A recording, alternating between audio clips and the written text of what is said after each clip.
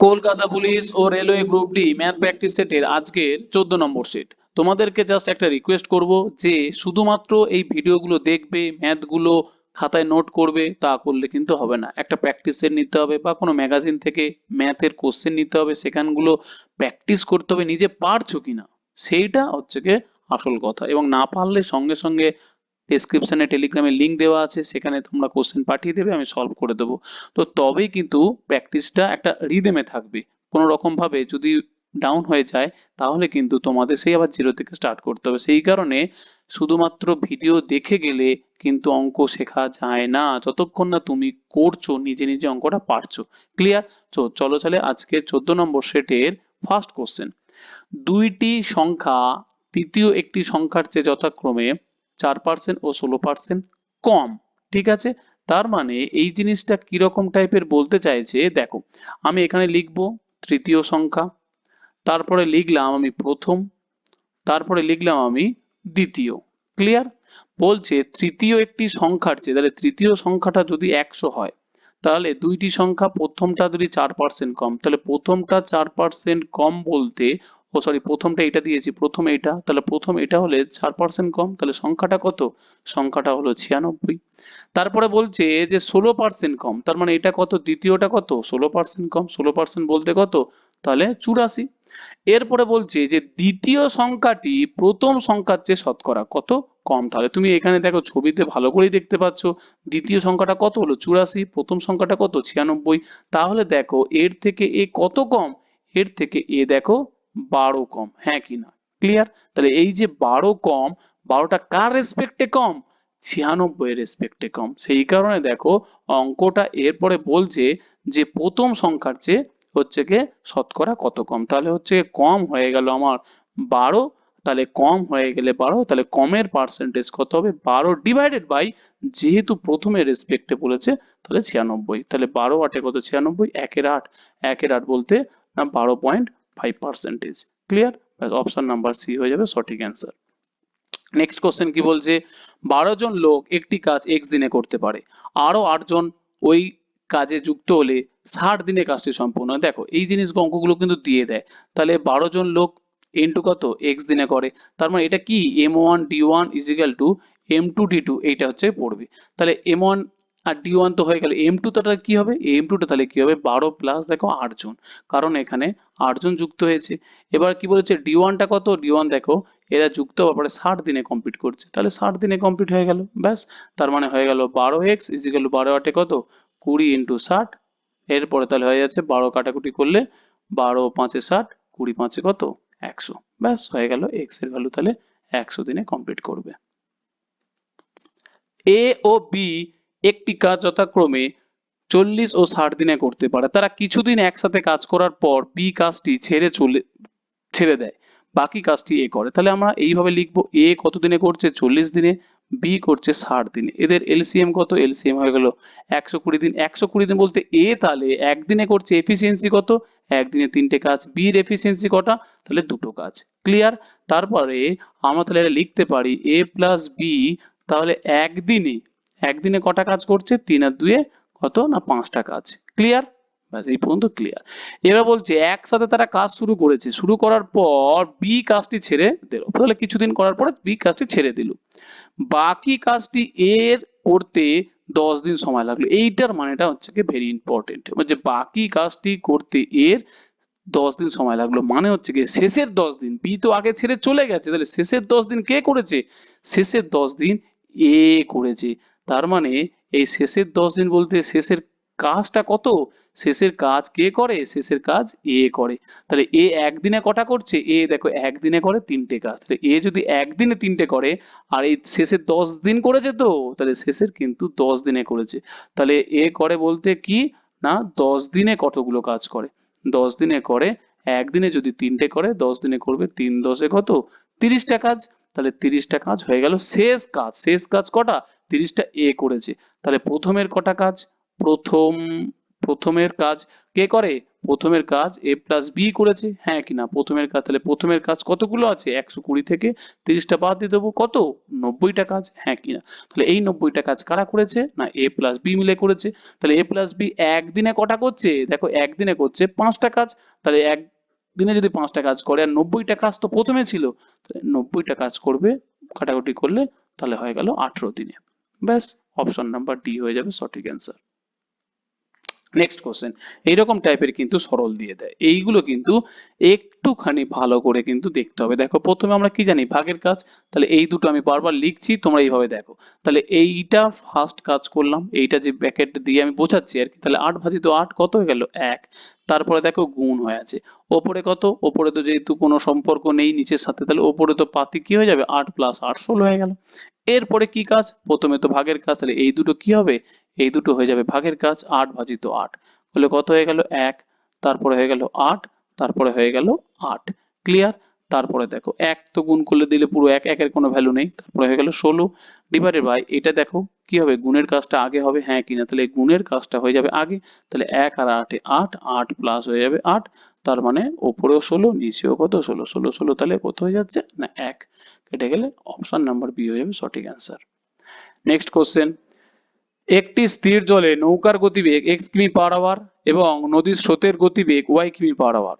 তাহলে এই কোশ্চেনটা কিন্তু শুধুমাত্র যারা অনেকে এক্স ওয়াই দিয়ে অঙ্ক করে না, এক্স ওয়াই দিয়ে তো দরকার নেই, আমি তো অনেক কিছু নিয়ম জানি, কিন্তু এরকম কিছু অঙ্ক দিয়ে দেবে যেখানে এক্স আর ওয়াই কিন্তু কাজে লাগবে, একদম বেসিক মাধ্যমিকের কনসেপ্ট কাজে লাগবে। তাহলে দেখো যে এখানে আমাকে বলছে যে নৌকার গতিবেগ কত?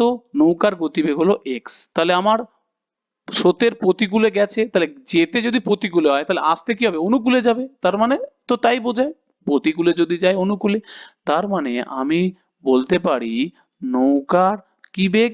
না, নৌকার বেগ দরকার নেই, আমি আলাদা করে লিখছি না, যেহেতু কোশ্চেনে দেওয়া আছে আমি শুধুমাত্র অনুকূল আর প্রতিকূলে বেগ লিখে নিচ্ছি আর কি। ঠিক আছে?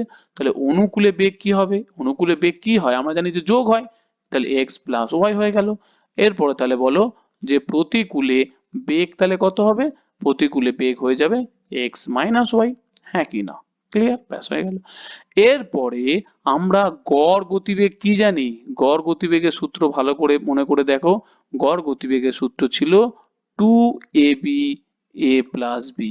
এ বলতে কি? যাওয়ার পথ, মানে যাওয়ার গতিবেগ, আর বিটা কি? আসার গতিবেগ। যেহেতু দূরত্ব সমান তাই সূত্র কি? 2ab by a plus B. এখন এর জায়গায় কত হবে? এর জায়গায় হবে এক্স প্লাস ওয়াই। তাহলে 2 এর জায়গায় 2 বসে গেল, আর এর জায়গায় কি হয়ে যাবে? তার মানে এইটা হয়ে যাবে এ, আর এইটা হয়ে যাবে কি? বি। ব্যাস, এই হচ্ছে কাহিনী আর কি। এক্স প্লাস ওয়াই আর হয়ে গেল X minus Y, A plus B. তাহলে X plus Y plus X minus Y. তাহলে এখানে দেখো মাইনাস ওয়াই কেটে গেল। এখানে কি? A plus B, A minus B সূত্র। তাহলে 2 হয়ে গেল X square minus Y square, আর এখানে এক্স এক্স খুলে কত হয়? 2x। তাহলে এই টু কেটে গেল। তার মানে অ্যান্সার হয়ে গেল আমাদের কোনটা? না x square minus Y square by x. Option number D হবে সঠিক অ্যান্সার। ক্লিয়ার? একটি ঘনকের প্রতিটি বাহুর দৈর্ঘ্য 3 সেমি বৃদ্ধি পেলে আয়তন এত সেমি বৃদ্ধি পায়। এখন প্রশ্ন হচ্ছে এই অঙ্কটা যদি আমি নিয়মে করতে চাই, তাহলে অঙ্কটা করতে মিনিমাম আমারই করতে 3 থেকে 4 মিনিট সময় লাগবে শুধু অঙ্কটা করতে। তাহলে কিরকম ব্যাপার ধরে নিচ্ছে আমি, দেখো অঙ্ক কিন্তু আমরা প্রসেস করব না, এটা অন্যভাবে অ্যান্সার দেখে অঙ্ক করব। ক্লিয়ার? তাহলে ধরে নিচ্ছি বাহু হচ্ছে কত? এ। বাহু যদি এ হয় তাহলে আয়তন কত বলো তো? আয়তন হয়ে যাবে কত? এ কিউব। এখন বলছে বাহু 3 সেমি বেড়েছে, তাহলে এখন বাহু কত বলতো? এখন তাহলে বাহু হয়ে গেল এ প্লাস কত? 3। তাহলে এবারে বলো এখন তাহলে আয়তন কত? এখন তাহলে আয়তন আমার হয়ে যাবে কত? না এ কিউব, সরি এ কিউব বলছি, এ প্লাস 3 তার হোল কিউব, হ্যাঁ কি না? ক্লিয়ার? ব্যাস, এখন বলেছে আয়তন বৃদ্ধি পেয়েছে এটা, তাহলে আমরা বলতে পারি কি জিনিস বলতে পারি? যে এ প্লাস 3 তার whole cube minus a cube is equal to আমাদের 6 5 7। এবার এইটা করতে হবে ক্যালকুলেশন করে আমাদের এর ভ্যালু বার করতে হবে, জিজ্ঞাসা চিহ্ন আমি দিলাম। তো এইটা হচ্ছে কি প্রসেস, একদম জেনুইন প্রসেস, কিন্তু আমরা এই জিনিস দিয়ে করব না। কেন করব না? কারণ আমাদের চোখের সামনে এই যে চারটে অপশন আমরা দেখতে পাচ্ছি, এটা পাতি আমরা অপশন টেস্ট করব। কিরকম অপশন টেস্ট করব? দেখো বলেছে প্রাথমিক বাহুর দৈর্ঘ্য, তাহলে প্রাথমিক বাহুর দৈর্ঘ্য ধরে নিলে 8, ঠিক আছে। প্রাথমিক বাহুর দৈর্ঘ্য তুমি যদি 8 ধরো, তাহলে এখন বাহুর দৈর্ঘ্য কত হবে? 3 বেশি হবে, হ্যাঁ কি না? হ্যাঁ কি না? তাহলে তো 3 তো বেশিই হবে। তাহলে এখানে 3 বেশি, তুমি প্রথম অপশন ধরলে 8, তাহলে 8 ধরলে এর সাথে 3 যোগ করবে, যোগ করলে কত হবে? এই 11 কিউব মাইনাস 8 কিউব, হ্যাঁ কি না? তাই তো? তাহলে এবারে বলো 11 কিউব কত?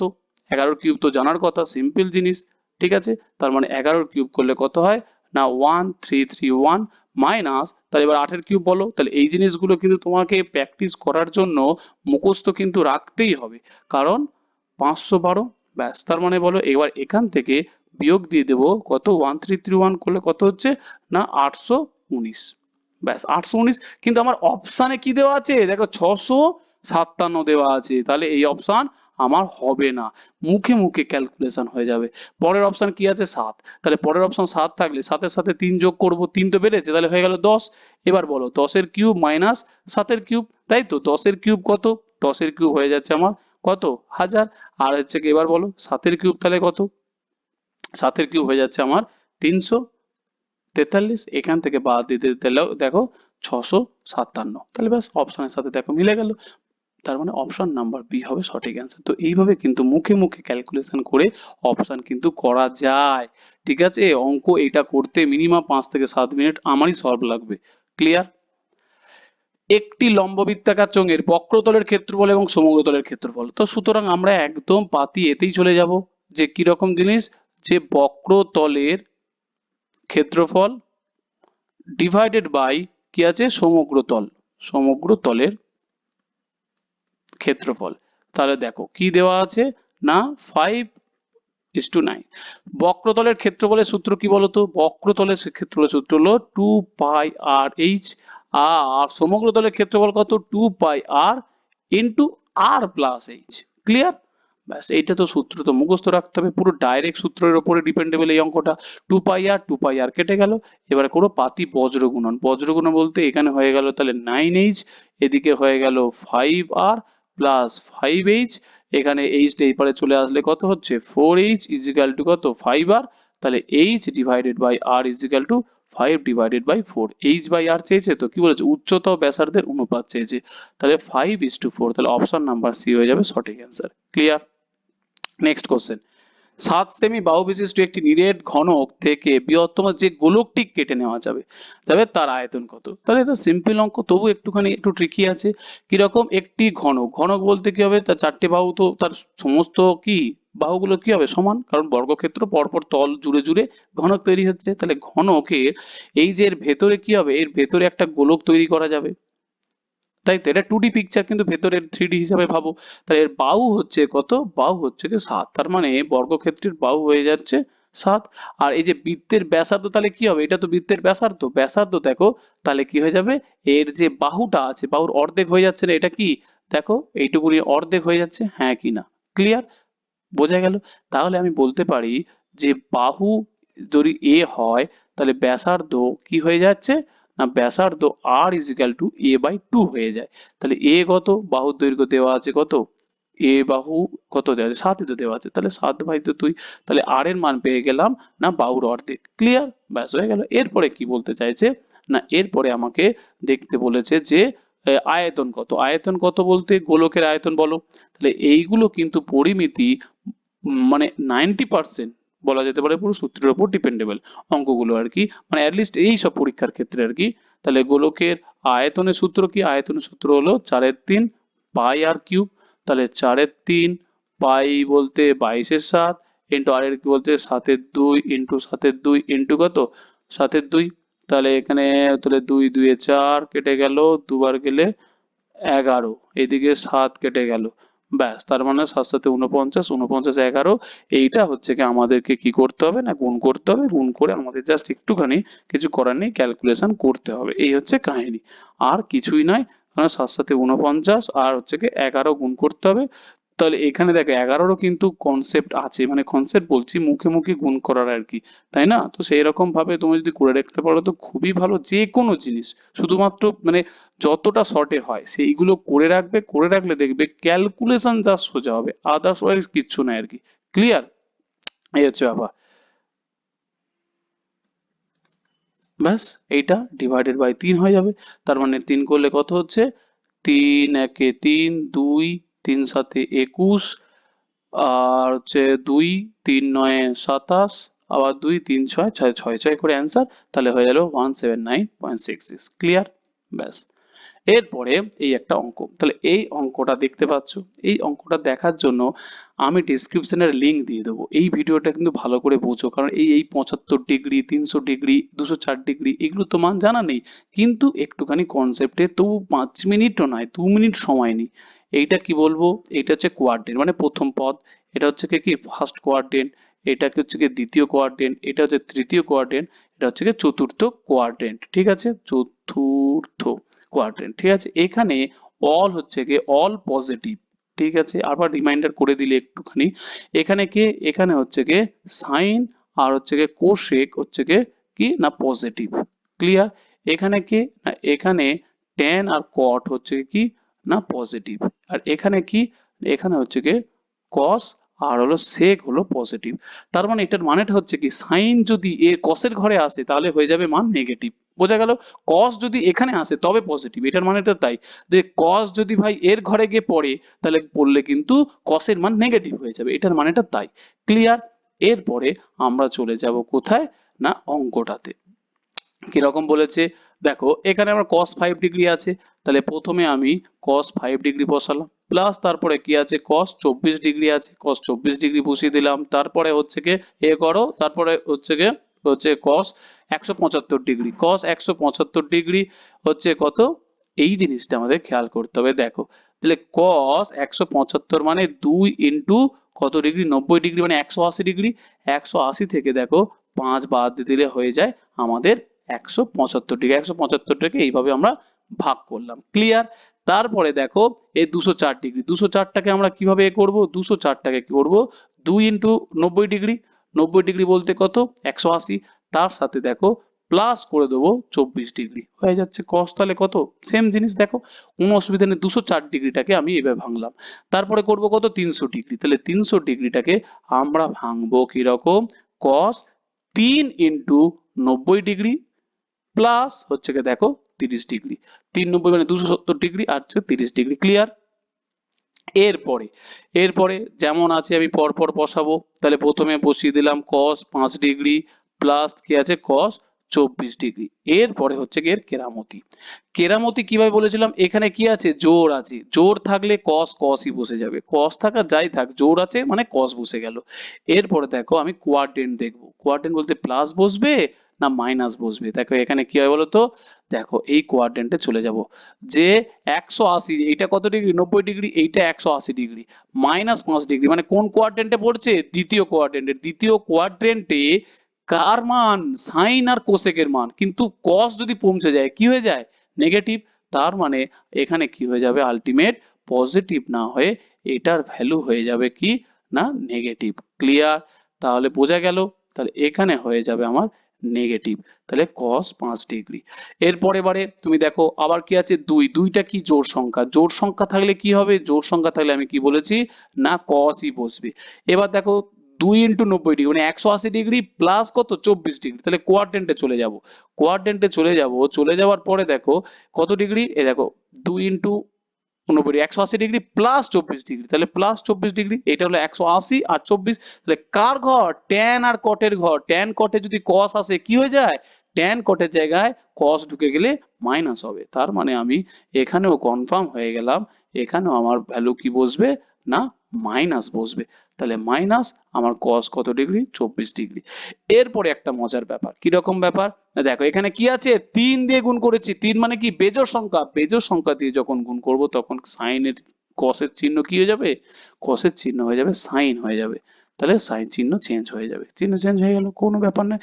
এরপর এর আগের প্লাস না মাইনাস বসবে, তাহলে চলে যাব প্লাস মাইনাসে চলে যাব। আবার এখানে 3 ইন্টু 90 ডিগ্রি বলেছে, তাহলে 3 ইন্টু 90 তার মানে কত হচ্ছে গে, তার মানে দেখো এই 270 ডিগ্রি এই পার থেকে ঘুরে 270 ডিগ্রি, তার সাথে আবার প্লাস করলো 30 ডিগ্রি। তার মানে কার ঘরে এসে পৌঁছেছে? কসের ঘরে এসে পৌঁছেছে। কসের ঘরে কস যদি ঢুকে যায় তাহলে কি হয়? প্লাস হয়। তার মানে এখানে হয়ে গেল প্লাস, আর এখানে 30 ডিগ্রি। ক্লিয়ার? এই ভিডিওটা হয়তো আমি 2 মিনিটের সময় নিলাম, কিন্তু তোমরা প্লিজ, আমি ডিসক্রিপশনে দিয়ে দিয়েছি, এটা কিন্তু তোমরা দেখে নিও, তাহলে কিন্তু একদম কনসেপ্ট ক্লিয়ার হয়ে যাবে। তাহলে দেখো cos 5 মাইনাস cos 5 প্লাস এটা কেটে গেল cos sin ডিগ্রি, 30 ডিগ্রির মান হচ্ছে কি হাফ। ব্যাস, অপশন নাম্বার বি হলো সঠিক অ্যান্সার। নেক্সট কোশ্চেন বলছে একটি ধানের জমির দৈর্ঘ্য ও প্রস্থেয় যথাক্রমে 18 মিটার এবং এত মিটার, এবং জমিতে পুকুর থেকে একটি পাম্প দিয়ে জলসেচ করা হচ্ছে। পাম্পটি ঘন্টায় এত লিটার জলসেচ হলো। তাহলে দেখো এই মিটার যখন থাকবে, এই মিটার, আর এখানে যখন এই লিটার থাকবে, একটুখানি কায়দা করে নিতে হবে। কায়দা করে নিতে হবে বলতে যে এইটা তোমাকে জেনে রাখতে হবে যে ঘন ডেসিমিটার মানে হচ্ছে কে লিটার। তাহলে হচ্ছে কে, তুমি একটা জিনিস দেখো, এইটা মিটারটাকে কি করে নেবো, তাহলে দৈর্ঘ্য আমি করে নেবো 180, মিটারটাকে করে নেবো ডেসিমিটার। ক্লিয়ার? প্রস্থটাকে করে নেবো 11 থেকে 10 গুণ করলে 1 মিটার। আর দেখো পাম্পটি কতক্ষণ চলে, এত ডেসিমিটার জল দাঁড়াবে। এত জল দাঁড়াবে মানে কি, মানে এটাই হলো উচ্চতা, এটাই হলো উচ্চতা 3.5 ডেসিমিটার। তার মানে বলো এবারে আয়তন কত, তাহলে আয়তন হয়ে গেল তাহলে দৈর্ঘ্য ইন্টু কত প্রস্থ ইন্টু কত উচ্চতা। তার মানে হয়ে গেল কত 180 ইন্টু কত 110 ইন্টু 3.5। এইটা কি হয়ে গেল, এইটা হয়ে গেল ঘন ডেসিমিটার, ঘন ডেসি ডেসিমিটার। ব্যাস, এইবার এই যে ঘন ডেসিমিটার পেয়ে গেলাম, আর এখানে দেওয়া আছে কত, এই লিটার। এরপরে প্রশ্ন হচ্ছে কি না, এখানে বলেছে যে পাম্পটি যদি এত ঘন্টা জলসেচ করতে পারে তবে পাম্পটি কতক্ষণ চললে সময় চেয়েছে। তাহলে গোটা পুকুরে জল ধরে কত, গোটা পুকুরে জল ধরে এত ঘন ডেসিমিটার, আর এত ঘন ডেসিমিটার মানে এত লিটার। তার মানে ঘন ডেসিমিটার, 1 ঘন ডেসিমিটার মানে 1 লিটার। মনে রেখে দাও, 1 ঘন ডেসিমিটার মানে 1 লিটার। তার মানে এইটা কি হয়ে গেল 180 ইন্টু 110 ইন্টু 3.5 লিটার। তাহলে পুকুরে জল ধরে কত, এত লিটার, আর প্রতি ঘন্টায় জল ভরছে কত, এত লিটার। তাহলে কত সময় নেবে, পাতি ভাগ করে দেবো। তার মানে হয়ে গেল 180 110 ইন্টু 3.5 আর কত 39600, একটা জিরো একটা জিরো কেটে গেল।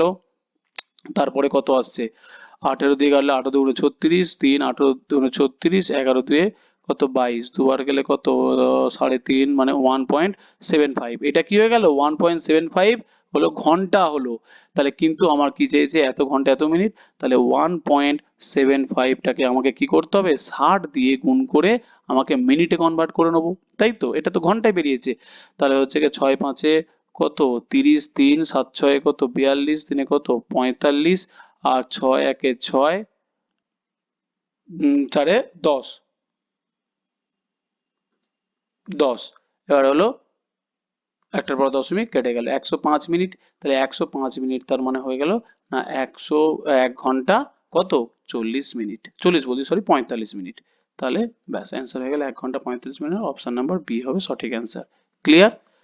এরপরে বলছে কি জিনিস, এ বি সি কোনো একটি কাজ 18 দিনে সম্পূর্ণ করতে পারে। বি সি দুজনে ওই কাজ 4 দিন করার পরে তাদের কাজের বাকি অংশ এ সম্পূর্ণ করে। দেখো একই টাইপের অঙ্ক কিন্তু টাকা দিয়ে বিচার করে দিচ্ছে। ওই কাজের মোট পারিশ্রমিক যদি এত টাকা হয়, তাহলে মানে কি টাকা দিয়ে বিচার করতে বলেছে। তাহলে টাকা দিয়ে যদি বিচার করতে বলে, তাহলে একটুখানি আমাদেরকে এ করতেই হবে, অন্য টাইপের, মানে অন্য টাইপের না, অন্য একটা জিনিস মাথা লাগাতে হবে।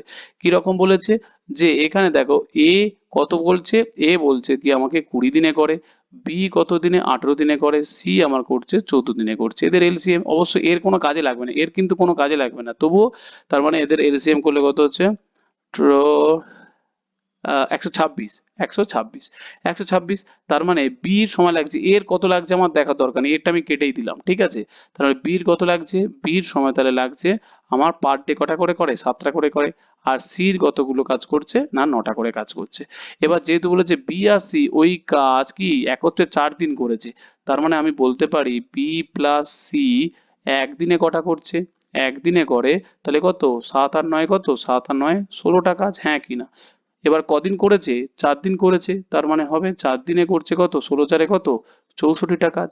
এবার বলছে কাজ করার পরে বাকি অংশ এ করেছে, তার মানে কি বাকি কাজটা তাহলে কত বলো তো? একদম লাইন ধরে পড়বে আর এইদিকে আমার পেন চলবে, এইভাবে করতে হবে। তাহলে বাকি কাজ কত বলো তো? 126 থেকে 62, ও 62 বলছি 64, 64 বাদ দিলে হচ্ছে আমার 62। ব্যাস বাকি কাজ, এই বাকি কাজটা কে করেছে? এ করেছে। তাহলে এ করেছে আমার কত না বাকি কাজ, তাহলে এ করেছে বাকি কাজ। কতগুলো করেছে? 62টা করেছে। এবার বলছে যে ওই কাজের মোট পারিশ্রমিক, তাহলে মোট কাজ কত ছিল? মোট কাজ 126টা ছিল, 126টার জন্য টাকা কত? 2520 টাকা। তার মানে 126টার জন্য টাকা হচ্ছে কত? 2520 টাকা। একটার জন্য কত না 2520 ডিভাইডেড বাই 126। আর এ কত কাজ করেছে? এ তো 62টা কাজ করেছে, তাহলে 62টা কাজের জন্য ইন্টু তাহলে হয়ে যাবে কত? 62। তার মানে 126 করলে তো 2 0, তাহলে 62 আর 20 দিয়ে গুণ করলে অজন্তা 124, 124 আর 0 তাহলে 1240 টাকা। ব্যাস 1240 টাকা, মানে অপশন নাম্বার ডি হলো সঠিক অ্যান্সার। তো এটা হচ্ছে এক স্টুডেন্ট পাঠিয়েছিল, এরকম 3-4টে কোশ্চেন আছে, সেগুলো সলভ করে দিলাম। ক্লিয়ার? তোমাদেরও যদি কোনো রকম ডাউট থাকে, কোনো কোশ্চেন পাও কোথাও থেকে, তাহলে কিন্তু গ্রুপে পাঠিয়ে দিও, তাহলে আমি সলভ করে দেবো। ক্লিয়ার?